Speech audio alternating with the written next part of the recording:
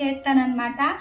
అది ఏంటి అని అనుకుంటున్నారా? ఏం లేదు, ఇవి తెలుసు కదా మీకు, చిక్కుడుకాయలు తెలుసు కదా, ఇవైతే మొన్న మార్కెట్కి వెళ్ళినప్పుడు అయితే చాలా బాగున్నాయి. ఇంకా వీటితోటి రెగ్యులర్గా మనం కర్రీ వండుకుంటాం కదా, కర్రీ ఏం బాగుంటుంది అని చెప్పి నేనైతే నాకు దీంతో పచ్చడి ఉంటుంది అనమాట, అంటే నిల్వ పచ్చడి.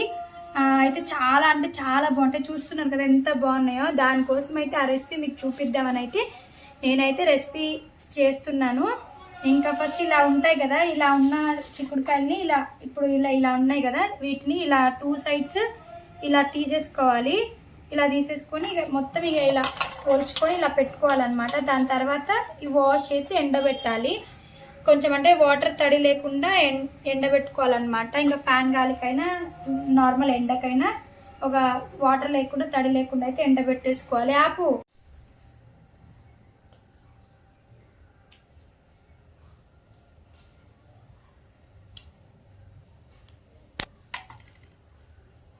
పోల్చుకున్న చిక్కుడుకాయలను అయితే ఇప్పుడు నేను వాష్ చేసుకుంటున్నా.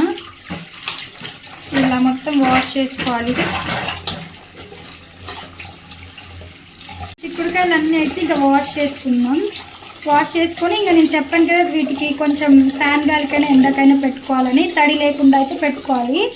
ఇక పురుగులు గిట్ల అయినా చూసుకోవాలి ఫ్రెండ్స్. అని మంచి చిక్కుడుకాయలు తీసుకోవాలి, అంటే కొంచెం బాగా గింజలు ఉన్నట్టుగా చూసుకొని తీసుకోండి.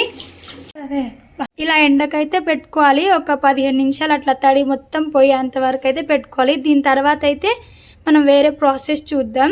ఇలా అయితే పచ్చడి ట్రై చేయండి, ఇంట్లో చాలా బాగుంటుంది. ఇది ఇంకా అంటే చిక్కుడుకాయలు అయితే కొంచెం మంచివి తీసుకోవాలి ఫస్ట్, అది ఇంపార్టెంట్. ఇంకా తర్వాత ఇంకా ప్రాసెస్ ఏంటి, ఏం చేస్తానని అయితే చూపిస్తాను ఫ్రెండ్స్.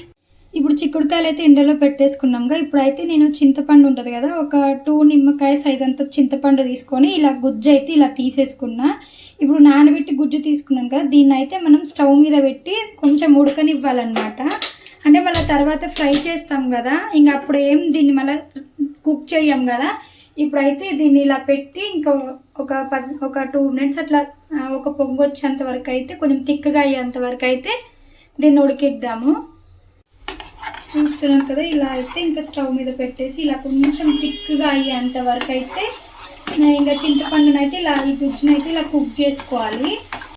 ఇంకా చింతపండు అయితే ఇలా ఉడికిపోయింది కదా, దీన్ని అయితే మనం అంటే ఒక పక్కకు పెట్టుకుందాం కొంచెం కూల్ అవ్వడానికి.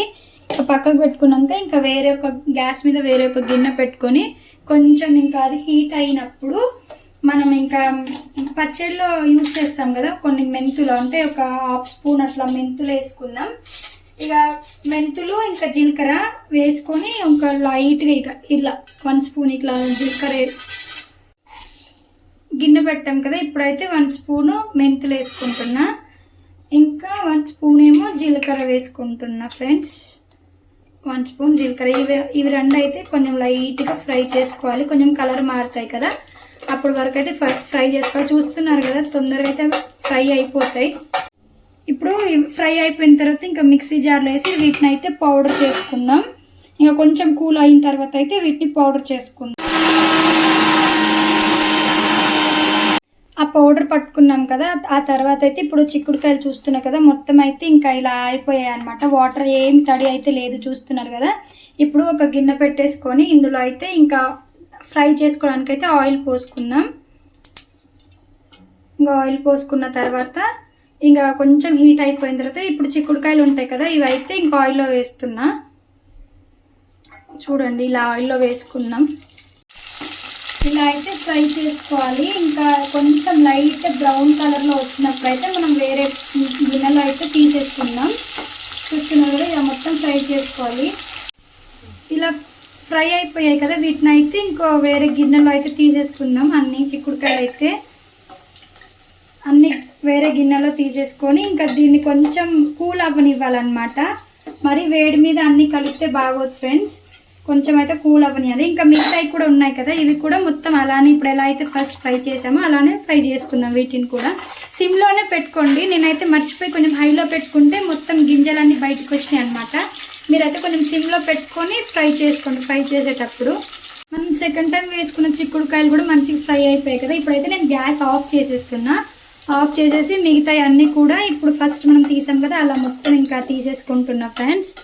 ఇప్పుడు మొత్తం వెళ్తే చిక్కుడుకాయలు ఇలా ఫ్రై చేసుకొని పక్కన తీసేసాం కదా. ఇప్పుడు ఇదే ఆయిల్లో, అంటే ఆయిల్ కొంచెం హీట్ ఉంది కదా, ఇందులో కొన్ని ఎండుమిరపకాయలు, వెల్లుల్లిపాయలు, ఇంకా జీలకర్ర, ఇంకా ఆవాలు, కరివేపాకు, ఇదే ఈ హీట్ ఉంటుంది కదా ఆయిల్ ఎలాగో, ఈ ఆయిల్లోనే నేను ఇవన్నీ వేసేస్తున్నా. వేసేసి ఒక 2 మినిట్స్ తర్వాత ఇంకా గ్యాస్ వెలిగించి ఒక 2 మినిట్స్ వాటిని లైట్గా ఫ్రై చేసుకొని, అది ఆయిల్ అయితే కూల్ అవ్వాలన్నమాట, వేడిగా అయితే ఉండొద్దు ఆయిల్. అంటే పచ్చడిలో వేసేటప్పుడు కొంచెం కూల్గా ఉండాలి. ఇప్పుడు వీటిని అయితే కొంచెం లైట్గా ఫ్రై చేసుకుందాం. పోపు అయితే ఇలా రెడీ అయిపోయింది కదా, ఇక గ్యాస్ ఆఫ్ చేసి దీన్ని అయితే కొంచెం చల్లారనివ్వాలి. మరి వేడిగా అయితే పచ్చడిలో వేసుకోవద్దు. ఏ పచ్చడైనా అంతే, వేసుకుంటే కొంచెం టేస్ట్ అయితే బాగుంది అనమాట. దీన్ని అయితే కొంచెం కూల్ చల్లారడానికి అయితే పక్కన పెట్టుకుంటున్నా. ఇప్పుడు ఈ చిక్కుడుకాయలో కొంచెం లైట్గా, అంటే ఒక 1/2 స్పూన్ ఏమో పసుపు వేస్తున్నా. ఇంకా మనం ఫస్ట్ పట్టుకున్నాం కదా మెంతి పౌడర్, ఇంకా జీలకర్ర పౌడర్, అది కూడా వేస్తున్నా. అంటే నేను కొలతలు ఏం వేసుకోవట్లేదు ఫ్రెండ్స్, అంటే కొంచెం క్వాంటిటీయే కాబట్టి నేను, అంటే అందాదా అంటారు కదా, అలా వేసుకుంటున్నా. ఇంకా ఇదైతే 1 స్పూన్ కారం అనమాట. కారం 1.5 స్పూన్ వేస్తున్నాను, ఎందుకంటే చింతపండు పులుపు ఉంటుంది కాబట్టి సరిపోతుంది. 1.5 స్పూన్ ఉప్పు కూడా వేస్తున్నా.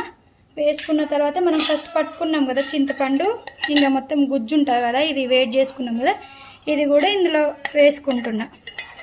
అన్నీ వేసుకున్న తర్వాత ఒకసారి అయితే మంచిగా మిక్స్ చేసుకుందాం అనమాట. ఇలా మిక్స్ చేసుకున్నాం కదా, చూస్తున్నారా? ఇలా మిక్స్ చేసుకున్న దాంట్లో మనం ఫస్ట్ పోపు అయితే ఉంటుంది కదా, అది కూల్ అయిపోయింది, చూస్తున్నారా? ఇంకా వేడిగా ఉన్నప్పుడు అయితే ఏ పచ్చడిలో వేసుకోవద్దు ఫ్రెండ్స్, కూల్గా ఉన్నప్పుడే వేసుకోవాలి.